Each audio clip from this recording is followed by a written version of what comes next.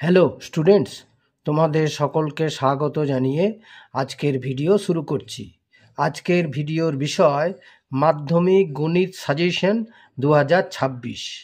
এখানে কোন অধ্যায়ের অঙ্ক দেওয়া হয়েছে? পূরক কোণের ত্রিকোণমিতিক অনুপাত ও অভেদাবলী সূত্র।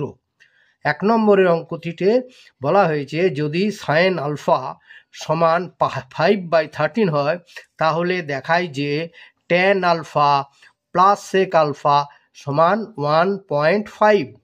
সমাধান: সাইন আলফা সমান 5/13 বলে দেওয়া হয়েছে।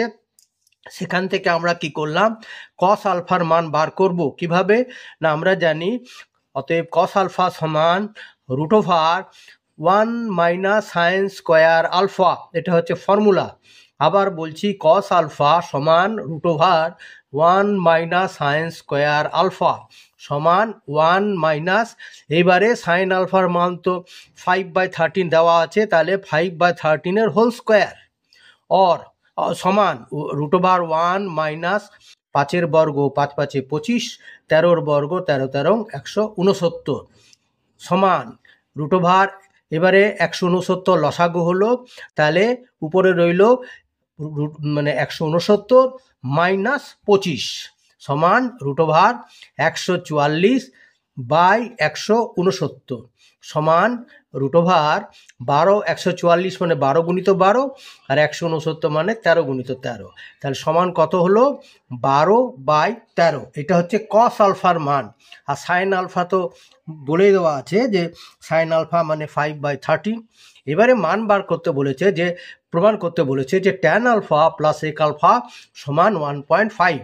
তাহলে এটা কি করে করছি দেখো। সুতরাং tan alpha plus sec alpha সমান হচ্ছে ট্যান আলফার জায়গায় বসালাম sine alpha by cos alpha, আর প্লাস সেক আলফার জায়গায় বসালাম 1/cos আলফা সমান কি হলো সাইন আলফা আর কস আলফা, এই যে প্লাস 1/cos আলফা, তাহলে নিচে কস আলফা হলো লসাগু, তাহলে উপরে রইল sine alpha plus 1 implies that, তাহলে সাইন আলফার জায়গায় বসালাম 5/13 প্লাস 1 বাই কস আলফার জায়গায় বসালাম 12/13 ইমপ্লাইজ দ্যাট। এইবারে দেখো 13 লসাগু হলো, উপরে রইল 5 প্লাস 13/13 আর এখানে বাই 12/13 ইমপ্লাইজ দ্যাট। এবার 5 আর 13 18/13 বাই 12/13 ইমপ্লাইজ দ্যাট। এবারে 18 13 গুণিত 12 13 উল্টিয়ে গিয়ে হলো কি 13/12।